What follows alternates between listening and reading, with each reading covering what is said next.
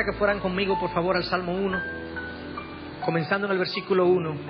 Cuán bienaventurado es el hombre que no anda en el consejo de los impíos, ni se detiene en el camino de los pecadores, ni se sienta en la silla de los escarnecedores, sino que en la ley del Señor está su deleite, y en su ley medita de día y de noche. Será como árbol firmemente plantado junto a corrientes de agua, que da su fruto a su tiempo y su hoja no se marchita. En todo lo que hace, prospera. No así los impíos, que son como la paja que se lleva el viento. Por tanto, no se sostendrán los impíos en el juicio, ni los pecadores en la congregación de los justos.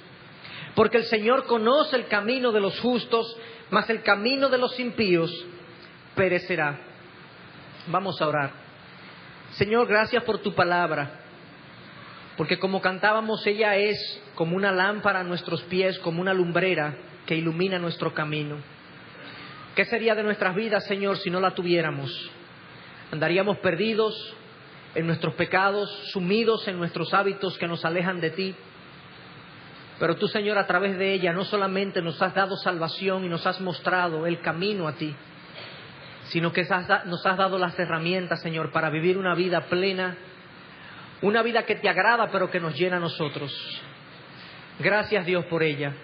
Ilumina nuestras mentes, nuestro entendimiento, de manera tal, Señor, que podamos ver las grandezas de tu verdad. En el nombre de Jesús. Amén y amén.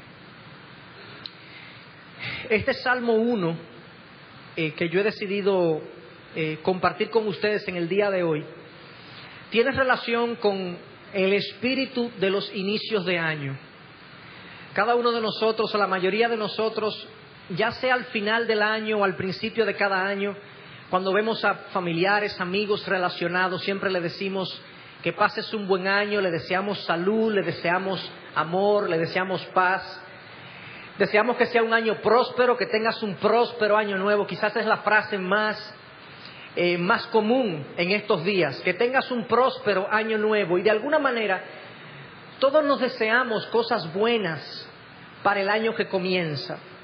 Y la razón por la que nos deseamos cosas buenas es porque entendemos que si esas cosas se dan en la vida, si tenemos amor, salud, prosperidad y esas cosas, entendemos que esas cosas van a llenar nuestro corazón, van a hacernos felices, van a producir satisfacción en nuestra vida.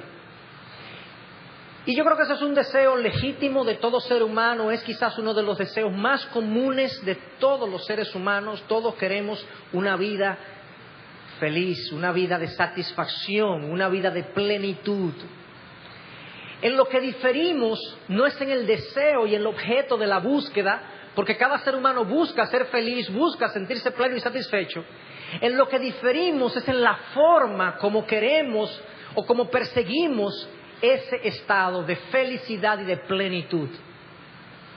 Hay muchos caminos que el hombre ha seguido y sigue todavía persiguiendo para lograr ese estado de felicidad y satisfacción. Y yo quisiera entonces, comenzando un año en el que nos deseamos buenas cosas, que nosotros fuéramos a la palabra y específicamente al Salmo 1 y viéramos qué define para Dios lo que es una persona feliz y próspera, qué define para Dios lo que es una persona satisfecha y plena.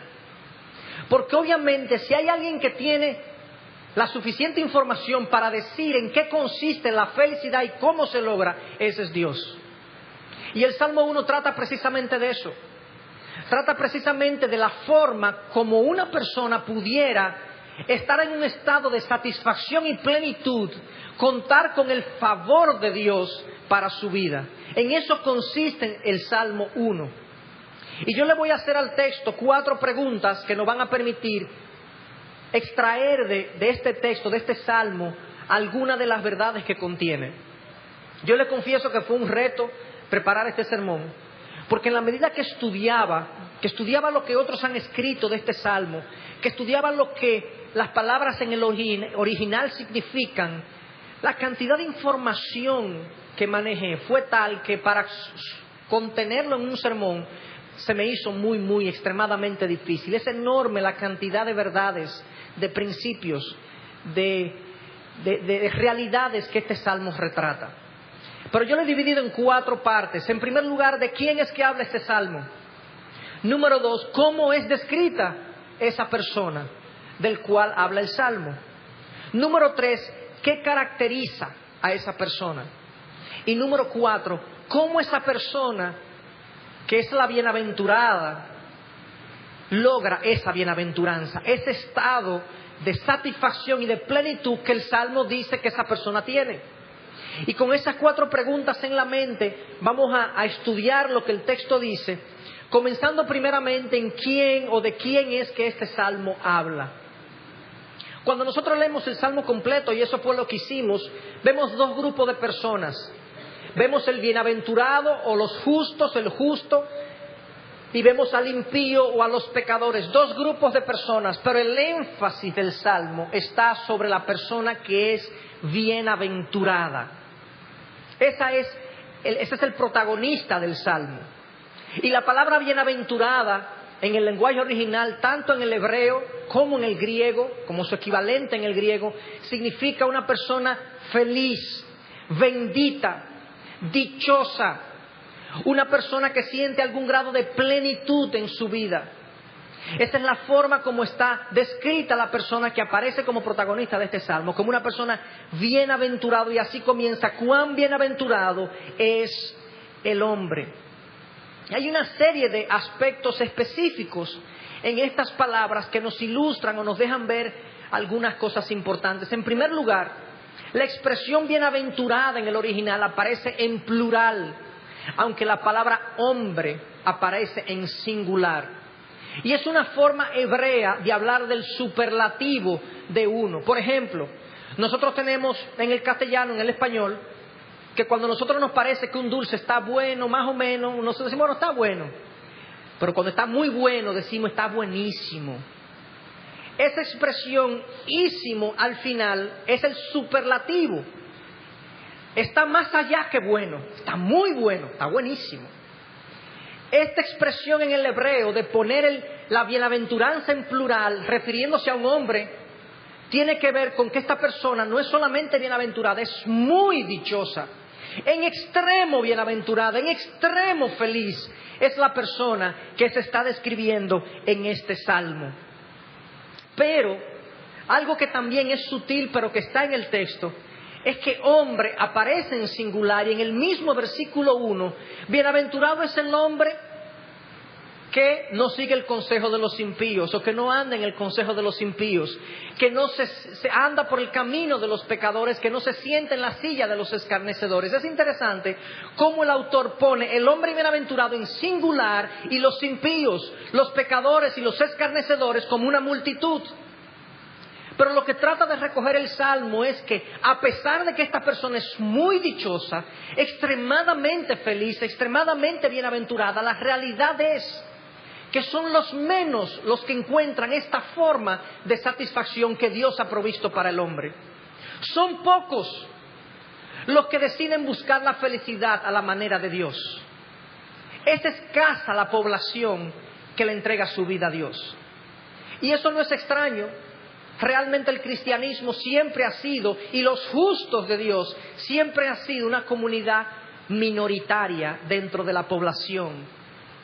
En general, la mayoría de los seres humanos deciden estructurar su vida, deciden perseguir cosas en su vida que van en contra de lo que Dios ha dispuesto. Y en ese camino, lamentablemente pierden la oportunidad de ser bienaventurados, de ser felices. Pero el ser humano sigue intentando, porque no lo logra, intentando ser pleno, llegar a la satisfacción en su vida. Y Dios dice cómo, pero son pocos los que escogen este camino. Cristo en Mateo 7 lo dice de la manera siguiente: entrad por la puerta estrecha, porque ancha es la puerta y amplia es la senda que lleva a la perdición, y muchos son los que entran por ella. Y luego en el versículo 14, porque estrecha es la puerta y angosta la senda que lleva a la vida, y pocos son los que la hallan. Son pocos. A pesar de la extraordinaria bendición que Dios ilustra en el Salmo 1 de que benditos, en extremo bendecidos, felices son aquellos que buscan en Él la satisfacción de la vida. Son pocos los que hacen eso, lamentablemente. Entonces, ¿de quién es que habla este Salmo? Este Salmo habla de la persona que ha encontrado plenitud y satisfacción en la vida. Y habla de cómo lo ha hecho. Pero ese es el protagonista del Salmo 1 y esa es la primera pregunta que yo quería responder o que queríamos que respondiéramos en el estudio de este Salmo. Fíjense algo interesante también. Cuán bienaventurado es el hombre, y cuando comienza a describirnos al hombre, no nos dice que el que es feliz, que el que es satisfecho, es aquel que disfruta de circunstancias óptimas en su vida. La bienaventuranza y la felicidad en la Biblia nunca ha estado relacionado con que el ser humano no tenga problemas, con que el ser humano no tenga sufrimiento, con que el ser humano no tenga dolor, con que el ser humano no tenga cosas difíciles en su vida. La bienaventuranza en la palabra de Dios, la bendición y la satisfacción en la vida siempre ha dependido de la relación íntima del hombre con Dios. Siempre, independientemente de sus circunstancias, si sean óptimas o no sean óptimas. Entonces, desde ya el Salmo nos deja saber dónde no está tampoco la felicidad. La felicidad no está en buscar una vida perfecta, en perseguir que no nos falte nada, en lograr que no tengamos problema ni dolor. La felicidad bíblica se define de una manera totalmente diferente. Número 2, segunda pregunta. ¿Cómo se describe esta persona en este texto? ¿Cómo Dios la define? Y es increíble la fuerza que tiene, la figura que usa el salmista para hablar del hombre bienaventurado. Y está en el versículo 3. Es un símil. Y el salmista dice que el hombre bienaventurado es aquel, o será como árbol firmemente plantado junto a corrientes de agua, que da su fruto a su tiempo y su hoja no se marchita. En todo lo que hace, prospera. Se hace una comparación metafórica o un símil, eso es lo que hay ahí, de cómo este hombre se compara a la figura de un árbol que está firmemente plantado junto a corrientes de agua. Da su fruto a su tiempo y su hoja no se marchita. Y es interesante ver que es un árbol plantado. No es un árbol silvestre. No es un árbol que se da en la ladera de una montaña sin que nadie lo cuide. Este es un árbol plantado. ¿Y plantado por quién? Plantado por Dios. Es un árbol que tiene propiedad, que tiene propietario, que tiene cuidado. Nadie planta un árbol y lo abandona. El que planta un árbol lo cultiva, lo cuida, lo protege, lo preserva. Dios, aquel que busca su satisfacción en Él, Dios lo planta, lo afirma. Y esta figura no es nueva en la palabra. Si nos vamos a Isaías 61, versículo 3, Dios habla de su pueblo de la siguiente manera: estos serán llamados robles de justicia, plantío del Señor, para que Él sea glorificado. Dios habla de su pueblo como un plantío, como una arboleda. Cristo más adelante en Mateo 15, versículo 13, dice lo siguiente: pero Él le contestó y dijo, toda planta que mi Padre Celestial no haya plantado será desarraigada. O sea que Dios está en esta tarea de plantar árboles, simbólicamente hablando, de transportar árboles desde un terreno no fértil, no fructífero, un terreno donde no fluye el agua, donde los árboles están marchitos, a un terreno donde hay fruto, donde hay corrientes de agua que nutren el árbol, y donde este árbol entonces, trasplantado al plantío del Señor, comienza a ser fructífero, frondoso, aprovechable, útil para lo que el árbol se supone que sea útil. Esta figura de este árbol, lo primero que nos trae a la mente, cuando hablamos de un árbol firmemente plantado, obviamente nos está hablando de la estabilidad de aquellos que ponen su confianza en Dios. El bienaventurado está plantado por Dios, firmemente plantado por Dios. Y una de las características del hombre y la mujer bienaventurada, confiado en Dios, es su estabilidad de vida. Son gente inamovible. Son gente que confía en la prueba, que persevera en la dificultad. Es la persona descrita por Cristo más adelante en los evangelios, que Cristo caracterizó al hombre prudente como aquel que construye su casa sobre la roca. Cristo describió así la gente que tomaba sus palabras y la ponía en práctica, como aquel que edificaba su casa sobre la roca, en contraste como aquel que edifica su casa sobre la arena, que vienen los vientos y las tempestades y se la llevan. De hecho, si ustedes se fijan en el versículo 3, se nos habla del impío, que es como la paja que se lleva el viento. O sea, lo primero que contrasta en este salmo y que es una realidad de la vida bienaventurada es la estabilidad que Dios le puede dar a una vida. Y la estabilidad tiene que ver primero porque es plantado por Dios, pero número 2, porque este árbol está bien alimentado, está plantado en el lugar correcto junto a corrientes de agua. Junto a diversas corrientes de agua. Y no es por casualidad que esa expresión está en plural en el original. Diversas corrientes de agua. Si se seca una, hay otra. Si se seca otra, hay otra. Diversas corrientes de agua que le permiten a este árbol ser fructífero, crecer a través de las diferentes circunstancias que se le presenten, porque está nutrido de diferentes vías. Asimismo es la provisión de Dios para aquel que confía en Él. Es abundante, es generosa, es oportuna para que el árbol se alimente. Y así como en el Nuevo Testamento se nos habla de que nosotros somos niños espirituales y se nos habla de la palabra como la leche, como el alimento del niño, en este contexto el agua que alimenta el árbol, ¿cuál es? La palabra de Dios. Es la palabra de Dios, que es el agua que nutre el alimento. El versículo 2 dice que ese es el individuo que se deleita en la ley del Señor, que en ella medita de día y de noche. Ahí está su alimento, ahí está su provisión. Sabiduría para los momentos de confusión, fortaleza para los momentos de debilidad, santidad para los momentos de tentación. Esas son las diversas corrientes de agua que fluyen a la vida bienaventurada, a la vida que está cimentada en Dios. Esta es la primera figura que aparece aquí. Pero además de eso, nos dice que es un árbol que da fruto. Claro, un árbol plantado junto a corrientes de agua es un árbol que por definición da fruto. Es un árbol al lado del cual queremos estar. Queremos marotear algunos mangos, hay algunos aguacates, queremos beneficiarnos del árbol. Y así es la persona cuya vida está cimentada en Dios. Es una persona al lado de la cual queremos estar. ¿Por qué? Porque es una persona que nos bendice, que nos ministra, que nos edifica. Podemos comer de su vida. Podemos comer su paz, podemos comer su sabiduría, podemos comer su fortaleza. Y a veces nos decimos, ¿pero dónde que la saca? De corrientes de agua que fluyen a su vida a través de la palabra.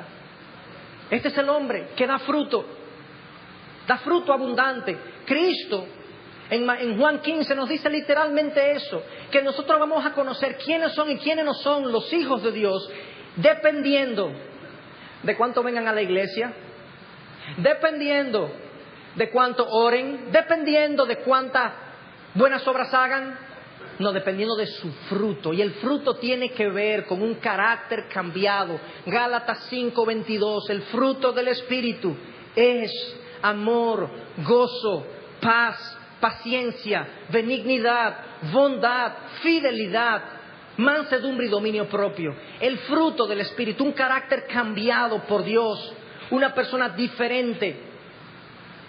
Una persona que cuando estamos alrededor de ella queremos estar ahí.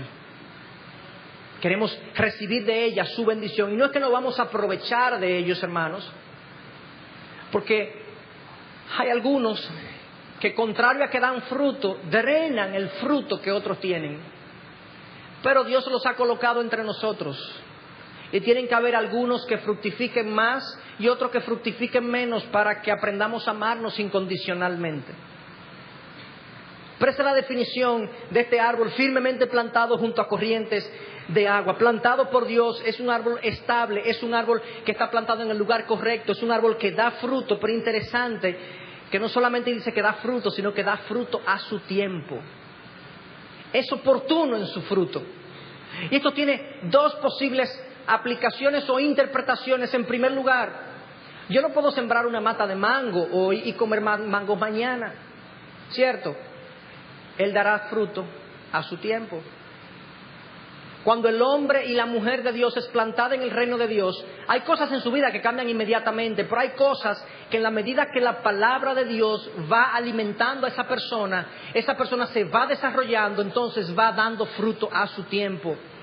Y a veces nosotros los pastores o algunos de nosotros hermanos que tenemos años en el caminar cristiano, a veces nos desesperamos cuando vemos hermanos que hacen una cosa, que hacen otra. Claro, no con eso lo excuso, pero a veces hay que ser paciente, sabiendo que el árbol producirá fruto a su tiempo. Ahora, si vemos como que el tiempo ya está pasado y ese individuo ya debió haber producido ese fruto, entonces tenemos que confrontarlo.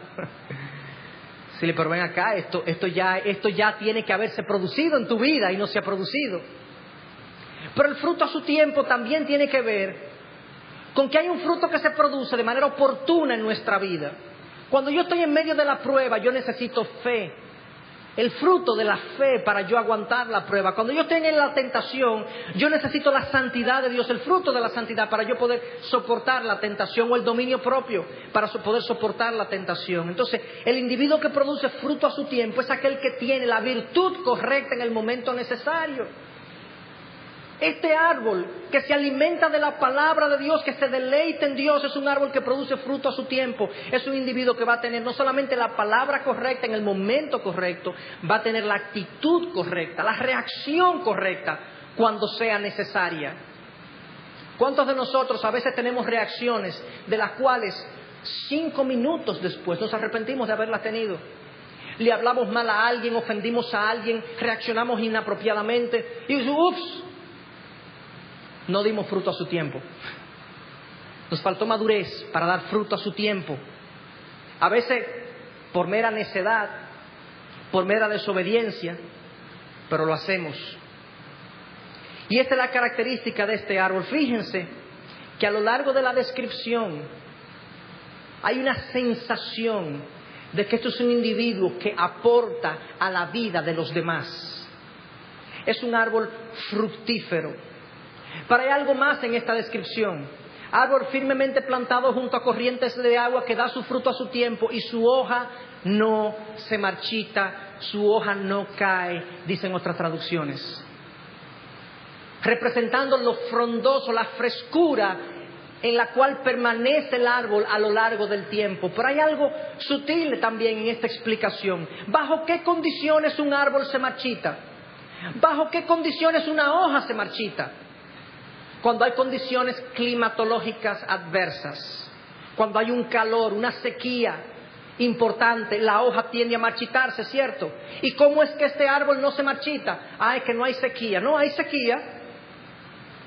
Lo que pasa es que encima de la sequía, este árbol está conectado a corrientes de agua. La diferencia entre mi vida y la vida de cualquier otra persona no es que yo no tengo problemas. Es que yo tengo en los problemas una fuente de nutrición que él no tiene, que es la palabra de Dios. Ahí está el secreto de la hoja siempre verde. Es una hoja que se alimenta siempre de la palabra de Dios, no importa las condiciones climatológicas, usando la figura adversa, no importa las dificultades al cual nos enfrentemos. Vendrá el calor, vendrá el temporal, vendrá el ventarrón, pero si yo estoy cimentado en la palabra de Dios, nutriéndome de ella, yo no voy a ver mi hoja marchitarse. Pero además de eso, la figura nos ilustra que es un árbol que permanece hermoso para siempre. Nosotros externamente, en la medida que el tiempo pasa, nos vamos plegando, nos van saliendo canas, nos vamos avejentando, nos vamos encorvando. Ya no somos tan hermosos externamente que como lo éramos antes. Pero cuando Dios ve el hombre, Dios no ve el exterior. Si Dios ve un hombre, sí, ciertamente, aquejado por la edad, aquejado por los problemas físicos, pero es un hombre que se ha alimentado en su vida de la palabra, de la sabiduría de Dios. Es un árbol a los ojos de Dios verde, frondoso, hermoso. Es un hombre que permanece, una mujer que permanece fresca en su vida. Si hay algo que yo he podido darme cuenta es que en la medida que el ser humano envejece, cuando envejece sin Dios, se va agriando. Y tenemos algunos dichos entre nosotros. Bueno, eso es la vejez, esos son los años, se le cayeron los palitos. El ser humano se va agriando en la medida que envejece cuando lo hace sin Dios. Cuando el hombre envejece en el Señor, nutriéndose de su palabra, la vejez produce sabiduría. El caminar con Dios produce nobleza. Es así. Y nos gusta estar al lado de un anciano cristiano que se ha nutrido de la palabra porque tiene algo que decirnos. Él aprendió algo y lo aplicó a su vida y tiene algo con que hablarnos. Es un árbol verde que todavía está dando fruto.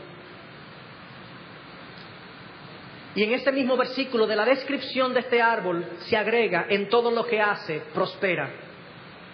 Todo lo que este bienaventurado hace, prospera. Y obviamente, en la iglesia actual, este es un versículo extraordinario para la predicación del evangelio de la prosperidad y para el evangelio de la comodidad. Todo lo que hace, prospera. ¿Es eso lo que el Salmo está diciendo? Ya nosotros vimos que el contexto apoya la idea de que este árbol puede estar sujeto a temporales, a calor, pero no se marchita su hoja. No porque no hay temporales y calores, porque está conectado a corrientes de agua. Entonces, ¿qué es lo que nos dice este texto? La palabra en el original de prospera es que tiene éxito. ¿Pero en qué?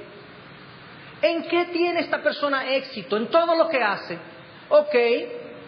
Vamos a suponer que una persona se deleita en la ley del Señor, como este individuo, en su ley medita de día y de noche. ¿Qué ustedes creen que ese individuo va a hacer? La voluntad de Dios. Entonces, obviamente, un individuo cuyo deleite está en la palabra, cuya meditación está en la palabra, que su vida está dirigida por la voluntad de Dios, todo lo que hace prospera porque él está haciendo constantemente la voluntad de Dios. Exactamente eso Dios le dice a Josué en Josué 1, versículo 8. Este libro de la ley no se apartará de tu boca, sino que meditarás en él de día y de noche, para que cuides de hacer todo lo que en él está escrito, porque entonces harás prosperar tu camino y tendrás éxito. ¿Cuándo? Cuando hagas todo lo que ahí dice. El Salmo 1 es un individuo que se deleita en Dios. El individuo que se deleita en Dios o que se deleita en la palabra de Dios y no la vive, no se está deleitando realmente. Entonces, el contexto lo que nos dice es que este individuo prospera en la voluntad de Dios. Puede ser que yo monte un negocio un día y el negocio quiebre, pero si yo soy un individuo cimentado en la palabra, habré prosperado. Habrá prosperado mi alma, habrá prosperado mi corazón, habrá prosperado mi vida. Ahora soy un individuo quizás más dependiente de Dios, que he conocido a Dios de otra manera, que he conocido la provisión de Dios, aunque mi negocio quebró. O sea, la prosperidad de Dios, la prosperidad bíblica, cuando la analizamos a lo largo de las Escrituras, nunca ha tenido que ver solo con lo económico.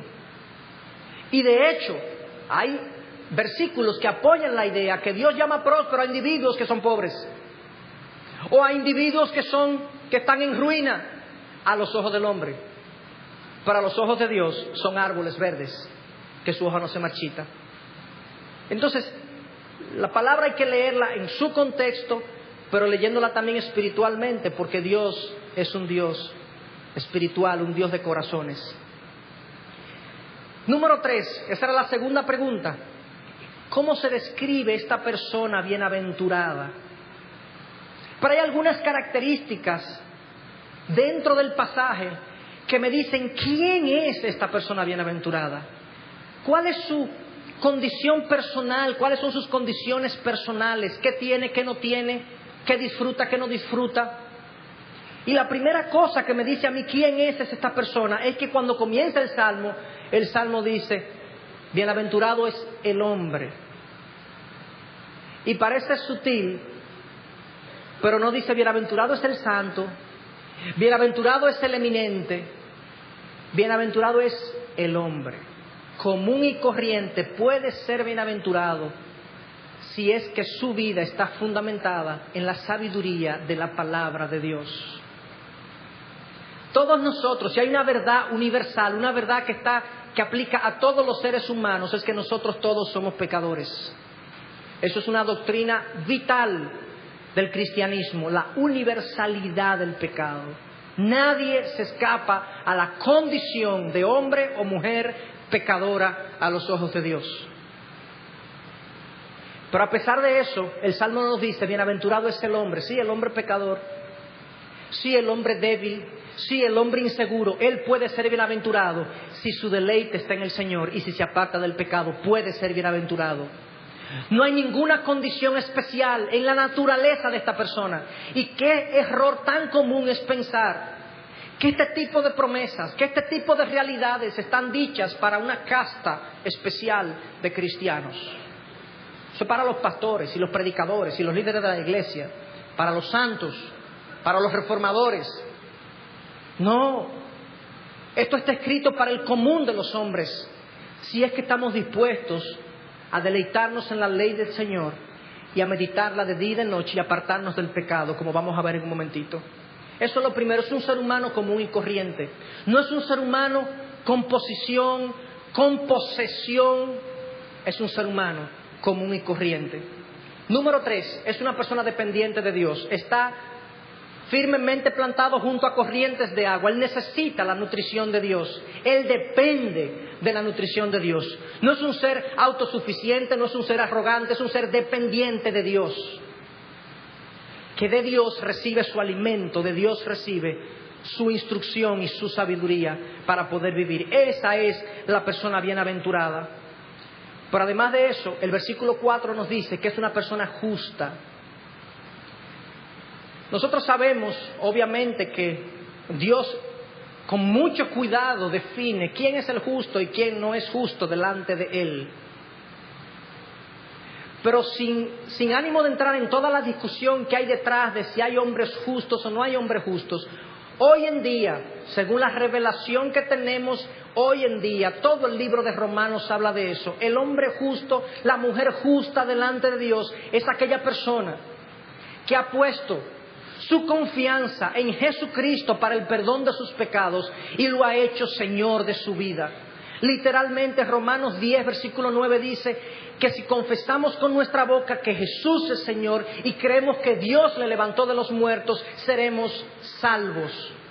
Pero nosotros sabemos que como opera eso es que cuando yo pongo mi confianza en Jesucristo para el perdón de los pecados, Dios ahora por su gracia y por su misericordia me acredita la justicia de Cristo a mi favor. Ahora yo soy justo. Entonces el hombre y la mujer bienaventurada de este salmo es un hombre o una mujer creyente en Dios, siervos del Dios Altísimo, hijos de Dios, que han puesto su confianza y su fe en Jesucristo para el perdón de sus pecados y han sometido su vida a su señorío. Ese es el hombre y la mujer bienaventurada. Porque podemos pensar que yo puedo aplicar esto como una fórmula en mi vida. Ok, yo voy a hacer lo que el Salmo dice, yo voy a leer la Biblia, yo voy a estudiarla y yo voy a hacer apartarme del pecado como la Biblia dice. Es poco probable que una persona que no haya entregado su vida previamente al Señor y que tenga el Espíritu Santo en su corazón pueda hacer eso, de hecho. Pero quería hacer esa aclaración. La mujer y hombre bienaventurado implica una entrega de nuestra vida al Señor Jesucristo. Ese es el justo, porque teológicamente ese es el justo en la Biblia. No es el bueno, no hay hombre bueno, dice Romanos 3, no hay uno bueno. Solo aquellos que se acercan a Dios en búsqueda de perdón, en arrepentimiento. Esa es la persona bienaventurada. Es un ser humano como cualquier otro, no tiene posición, eminencia, situación económica privilegiada. Es una persona dependiente de Dios, pero sobre todo es una persona que ha entregado su vida al señorío de Jesucristo. La cuarta pregunta que le hacemos al texto: ¿cómo logra esta persona su estado de bienestar, de bienaventuranza y satisfacción? ¿Cómo lo logra? ¿Cómo? ¿Qué es lo que el Salmo dice? ¿Cómo es que el Salmo explica que esa persona llegó a ese estado? Y está en el versículo 1. En primer lugar, hay algo que evitar. En segundo lugar, hay algo que perseguir. Versículo 2. Lo que el hombre bienaventurado, la mujer bienaventurada evitan es el pecado en todas sus manifestaciones. Huyen del pecado, lo resisten. Pero en el versículo 2 nos dice que en la palabra de Dios, en la ley de Dios está su deleite y en ella medita de día y de noche. Entonces hay algo que evitar, hay algo que buscar, algo que perseguir. Comencemos con lo que hay que evitar. Versículo 1. Bienaventurado es el hombre que no anda en el consejo de los impíos, ni se detiene en el camino de los pecadores, ni se sienta en la silla de los escarnecedores. Aquí hay un principio extraordinario detrás de ese señalamiento, porque se dice: el que es feliz es el que se aparta del pecado. Hoy en día, sobre todo dentro de los jóvenes, existe la idea, la perversa idea, que el que mejor pasa la vida es el que más rienda suelta da a sus deleites y a los placeres. De hecho, muchos jóvenes, y también muchos adultos, pero hago énfasis en los jóvenes, que son los que están comenzando a probar las cosas de la vida. Muchos jóvenes envidian la situación de aquel que tiene más, de aquel que posee o tiene relaciones con más mujeres, o de aquel que tiene una posición de poder, y ponen la esperanza en que si ellos logran poder, dinero, placeres, eso los va a llenar de satisfacción y de plenitud. Y desde el principio Dios dice: bienaventurado es el hombre que no anda en esos caminos. El pecado nunca ha llenado el corazón humano, todo lo contrario, lo hace miserable. El salmista decía, no solamente el salmista, pero en Proverbios se dice: todo aquel que busca la riqueza como fuente de satisfacción no se va a saciar de riquezas. Pablo más adelante viene y dice que el que se quiere enriquecer cae en una especie de lazo y de trampa de Satanás. Y la realidad nos dice que la gente, mientras más acumula, muchas veces más se aleja de lo que un ser humano debe ser.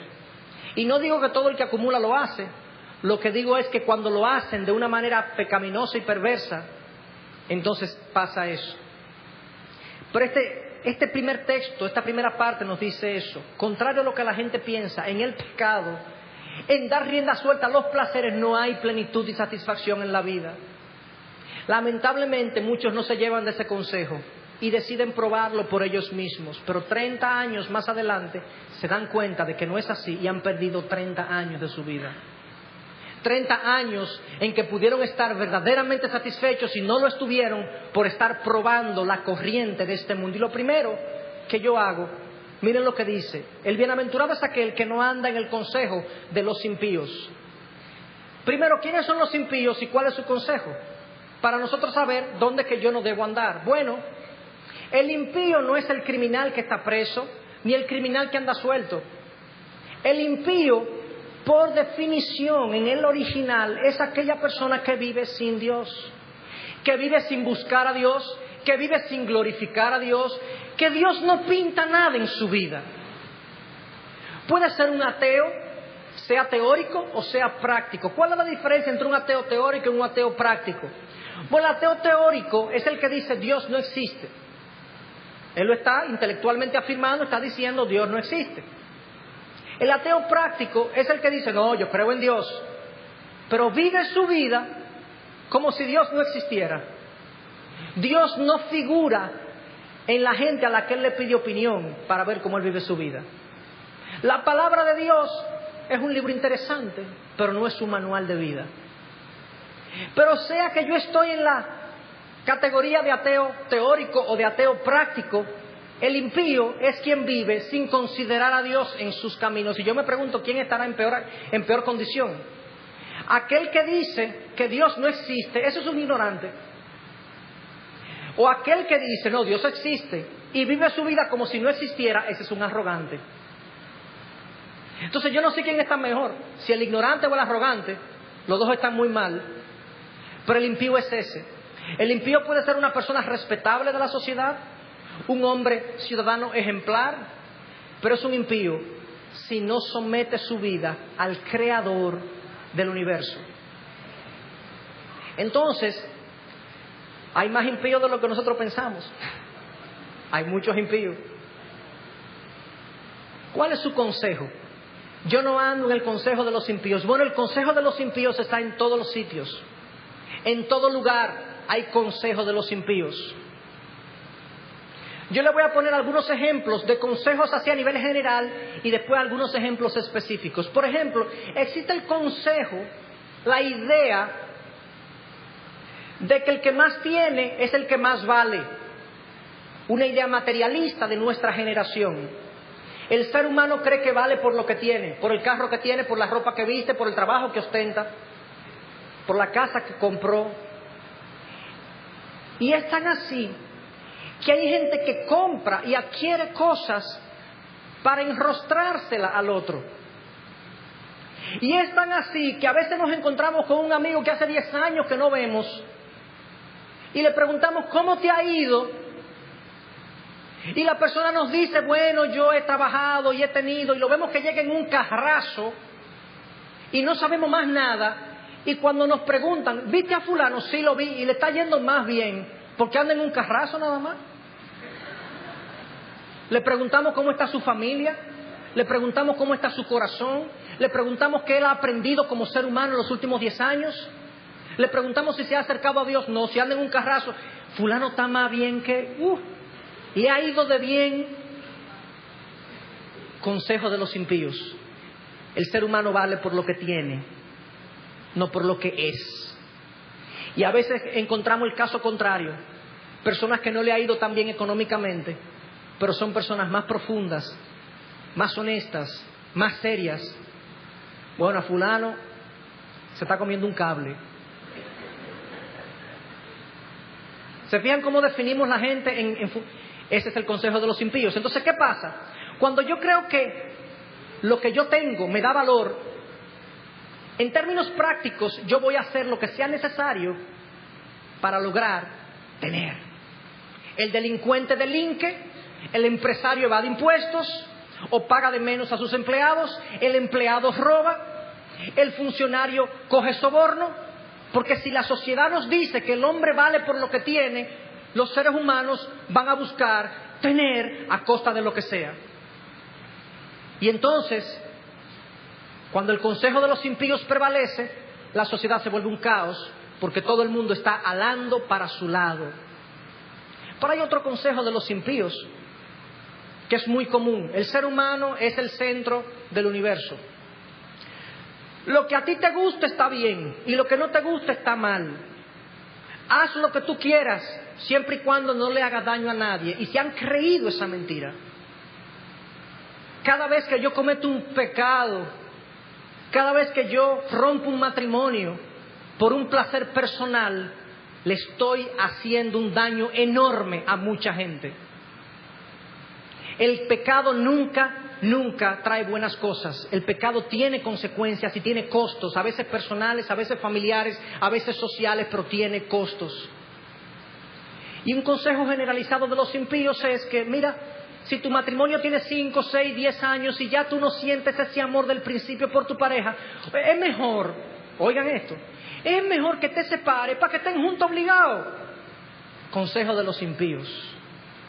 Llévate del consejo de los impíos y tu vida será no bienaventurada. Ese es el consejo de los impíos. Y eso está en cada área de la vida, hermanos. Si el consejo de los impíos era un problema para el salmista cuando no había televisión, ni internet, ni radio, imagínese hoy que el consejo de los impíos es masivamente enseñado a la población a través de los medios masivos de comunicación. Hoy en día el consejo de los impíos es un problema mayor para el cristiano, porque el cristiano quiere vivir como el mundo vive, quiere hacer lo que el mundo hace, quiere comprar lo que el mundo compra, quiere vestir como el mundo viste, quiere oír la música que el mundo oye, y entonces estamos caminando en el consejo de los impíos, y ahí pasamos a la otra etapa que el Salmo describe. Lo primero que yo hago, yo oigo el consejo de los impíos. Lo segundo, yo camino en el camino de los pecadores. Ese es el segundo paso. Si le pongo atención al consejo de los impíos, estaré caminando en el camino de los pecadores.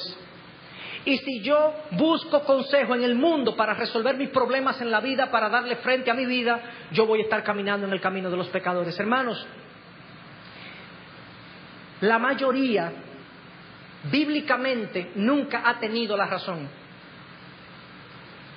Y aunque ese consejo, eso es lo que todo el mundo hace, eso es lo que todo el mundo cree, así que todo el mundo vive, no importa.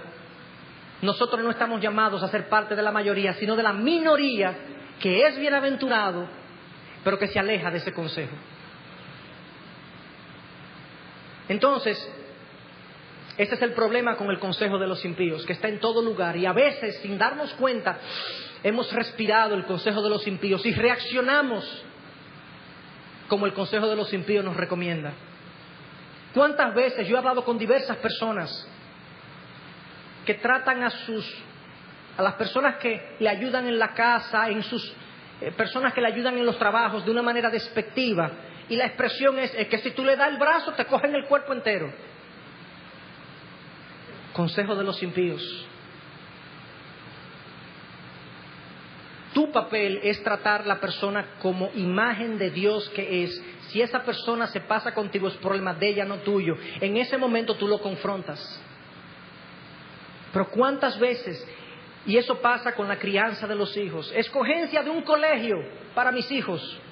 El consejo de los impíos es: busca el mejor colegio académicamente hablando. Si ese es tu criterio de buscar el mejor colegio académicamente hablando, tu hijo va a tener problemas. Tienes que buscar un colegio. Sí, la academia es importante, pero más importante que eso es la formación del corazón de tu hijo, para que no llores lágrimas de sangre por llevarte del consejo de los impíos. Entonces, yo puse una serie de ejemplos, pero esto tiene aplicación a todas las áreas de la vida. Evalúa cada decisión que vas a tomar, cada entretenimiento que vas a disfrutar, si eso pertenece al consejo de los impíos o al consejo de Dios en tu vida.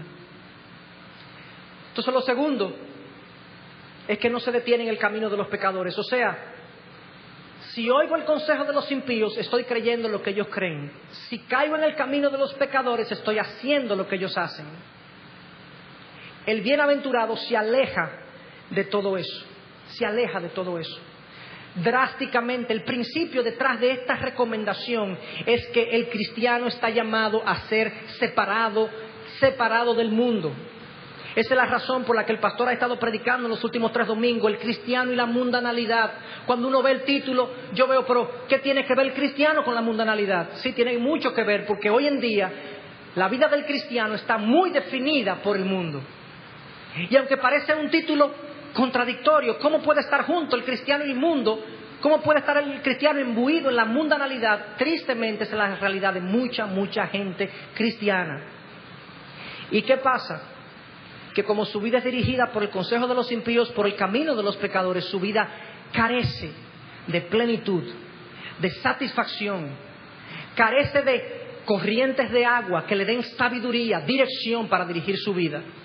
Y vemos entonces cristianos fracasados creyendo que en base a declaraciones que hacemos vamos a vencer las tentaciones de la vida. Declara tal cosa y declara tal cosa y declara tal cosa. No, profundiza en la palabra, nútrete de ella, edifica tu vida en la sabiduría de Dios y deja de declarar menos, para que Dios te bendiga verdaderamente. Por último, este individuo ni oye el consejo de los impíos, ni camina el camino de los pecadores, ni se sienta en la silla de los escarnecedores. ¿Quiénes son los escarnecedores? ¿Y cuál es esa silla para yo no sentarme ahí? La palabra silla en el original, aunque sea traducido como silla, la palabra significa asamblea, reunión.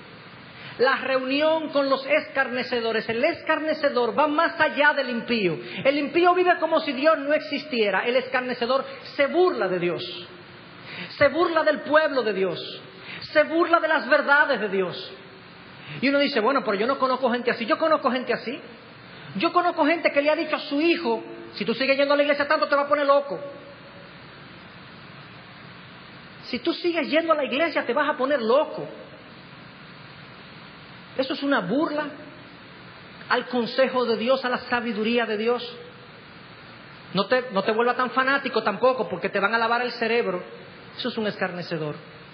Una persona que agrede la persona de Dios, agrede su ley, agrede su sabiduría. De estos, lo que esta expresión significa, ni se sienta en la silla de los escarnecedores, ni participa en la asamblea de los burladores, implica que de esa gente es mejor separarse. De la gente que tiene una vida en completa y clara oposición a Dios es mejor separarse. Y que Dios, en su misericordia, sea que le abra los ojos en algún momento. Entonces, en resumen, ¿quién es el individuo bienaventurado? Dichosa, muy en extremo feliz. es la persona que rechaza el pecado en su vida. Pero fíjense que en este texto quiero hacer énfasis en dos cosas más y con esto termino. En este texto se nos ilustra que hay una escalera, una espiral de degradación desde oír el consejo de los impíos hasta sentarme en la silla de los escarnecedores. Si yo comienzo a oír el consejo de los impíos, sin darme cuenta, prontamente estaré sentado, o más bien caminando el camino de los pecadores. Y si no me doy cuenta y el pecado se hace parte de mi vida, eventualmente estaré en la asamblea de aquellos que ofenden a Dios. Cuidado con el pecado. Alejémonos, tratémoslos de lejos, porque nuestra propia naturaleza, por lo que somos, si comenzamos a participar del consejo de los impíos, prontamente estaremos en la silla de los escarnecedores. Hay una escalera de degradación. Y quiero enfatizar lo que mencioné al principio. Claramente la Biblia se opone a la idea de que el pecado pueda satisfacer el corazón humano.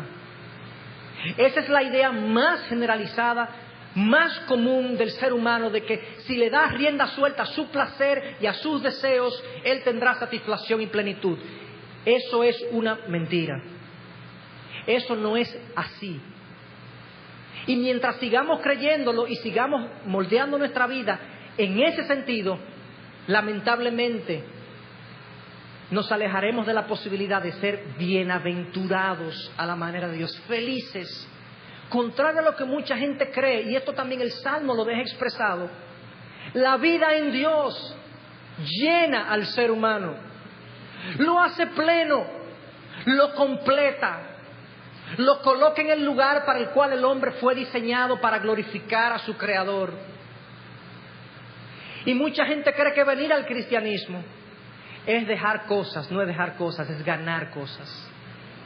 Es ganar santidad, algo que es contrario a lo que el mundo busca. Es ganar, enfocarte en Dios, algo que es contrario a lo que el mundo busca, de estar aquí en todo lo material. Es ganar cosas, no es dejar. Y a veces la gente dice que ser cristiano no es fácil. No ser cristiano es lo difícil. Porque cuando yo no cuento con la palabra de Dios para saber cómo resuelvo un problema con un hijo, para saber cómo le hago frente a una dificultad, para cuando se me muere un familiar, yo saber en qué tengo basado mi esperanza. Cuando yo vivo así, eso es lo difícil. Es difícil vivir así. Es fácil vivir con un Dios que nos ha dicho: busca mi reino y mi justicia y yo te voy a proveer. Búscame a mí, deleítate en mí y yo te voy a llenar. Eso es fácil. Claro, hay algunas renuncias humanas, pero todo eso está en este salmo. Si nos quedamos ahí en rechazar el pecado simplemente y no hacemos nada más, somos unos moralistas. El salmo nos indica que este individuo no solamente rechaza el pecado, rechaza el consejo, rechaza el hábito y rechaza la asamblea de los pecadores. Él encuentra su deleite en la ley del Señor. O sea, él no es un simple moralista. Y ciertamente el individuo que se aleja del pecado y no busca a Dios, pues hay gente que lo hace. Hay gente que es un moralista, que cree en los principios y las convicciones, pero no busca a Dios. Hay algunas miserias que él se va a evitar, pero hay un gozo que él no va a conocer. Él se va a evitar algunas cosas, porque cuando yo no ando en la calle siéndole infiel a mi esposa, yo me evito algunos problemas. Yo me evito un problema. Uno se evita un problemazo.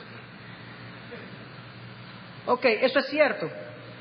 Pero si él no da el paso siguiente que dice el versículo 2, que se deleita en la ley del Señor, va a haber un gozo que él no va a conocer, que le va a pasar por arriba. Y ese es el tema del próximo mensaje. ¿Qué implica? No solamente alejarnos del pecado, como dice el texto. Ahora, ¿qué implica entonces? Porque eso es lo que el bienaventurado sí hace. Nosotros hemos visto lo que el bienaventurado no hace.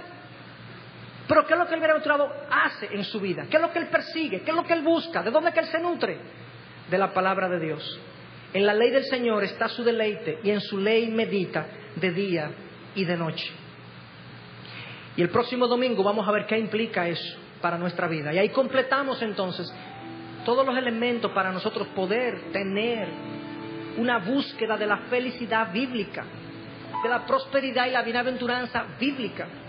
Y que podamos entonces no solamente glorificar a Dios, sino que en el trayecto sentir plenitud y satisfacción en la vida.